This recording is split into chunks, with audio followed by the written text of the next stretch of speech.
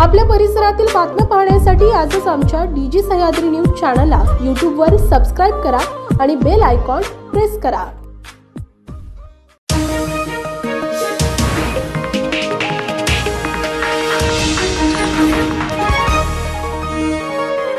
डीजी Sahyadri news, आवाज लोकशाहीचा।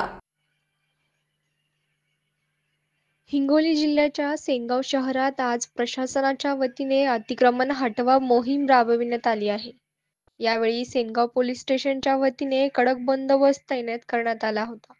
सेनगाव शहरातील तहसील कार्यालय परिसर तसेच मुख्य रस्त्यावर करण्यात आलेले अतिक्रमण नगरपंचायत व तहसील प्रशासनाच्या वतीने पोलीस बंदोबस्तात हटविण्यात आले। यावेळी सेनगाव नगरपंचायतीचे अधिकारी, कर्मचारी, तहसीलचे अधिकारी मोठ्या संख्येने उपस्थित होते। आज दिनांक 13 फेब्रुवारी रोजी सकाळी 11 वाजता मोहीम राबविण्यात आली।